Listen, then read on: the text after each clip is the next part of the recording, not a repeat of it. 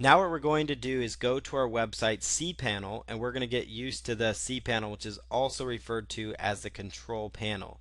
And so if you used HostGator, which is what was recommended in one of the previous sessions on setting up your web hosting, this is what it's going to look like. So we're going to go to your address bar at the top, which is where you type in your websites, and we're going to go here to www.yourdomain.com/cpanel. So yourdomain.com/cpanel. So this is the domain you registered.com/cpanel.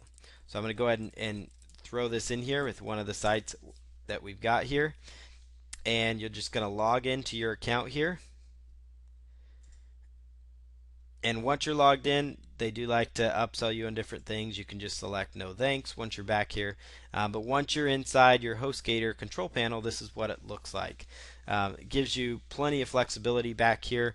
Just want to briefly just show you a few of the features back here.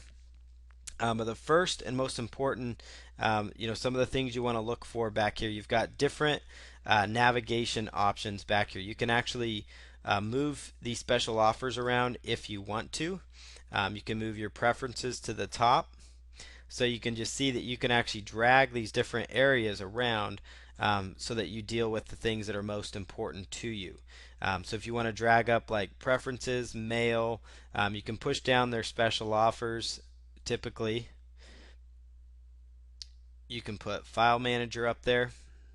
So this is just kind of an introduction here to cPanel or control panel, so you know what you're doing. Logs, we can move that to the top.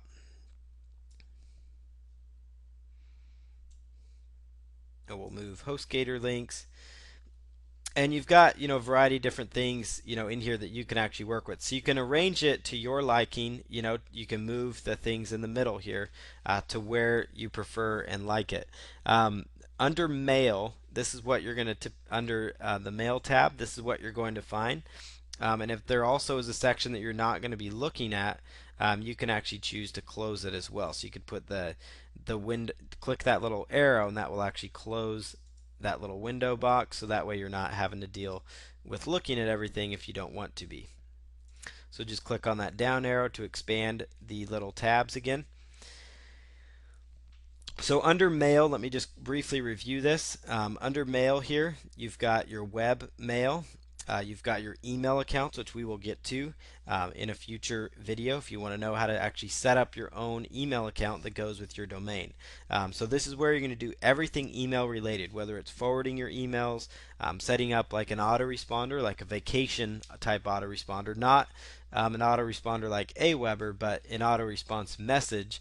If people email a certain message, maybe you have another email like for people to claim a bonus. So you do bonus@yourdomain.com, and whenever they email that special email, automatically will send them, whatever it is they picked up. Those kind of things, is kind of what you're looking at under mail. The files, file manager, this is generally you won't do a lot with this because you're going to be using an FTP client like FileZilla, and that will be in future videos for you to understand. But file manager inside here is where you're going to find all the different, basically your entire web files. You can upload files, you can rename files, you can edit files. This is one of those things that we'll go over. That's an entire video in and of itself. The logs, we will get into those. Logs is mainly focused on website traffic, so how much traffic your different websites are getting, those types of things. What kind of numbers are you seeing?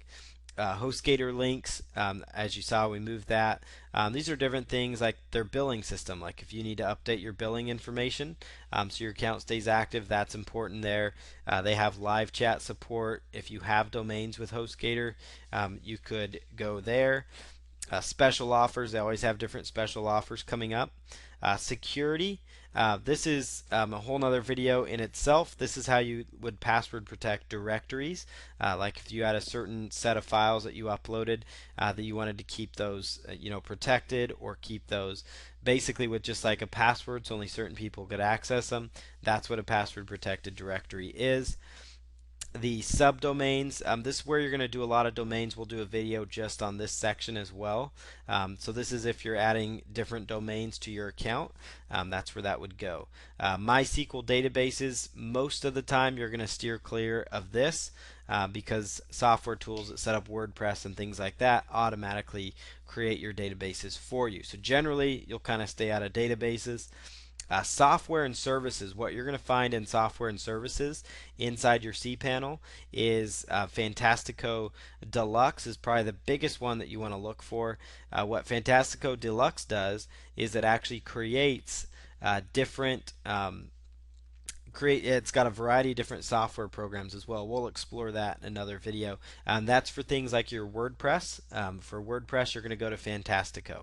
So that's an important thing to remember. WordPress, installing your own support desk, those types of things are done with Fantastico. More advanced things, most of the time you're not going to do anything in here. So you could actually probably just even close that tab under advanced. SEO and marketing tools.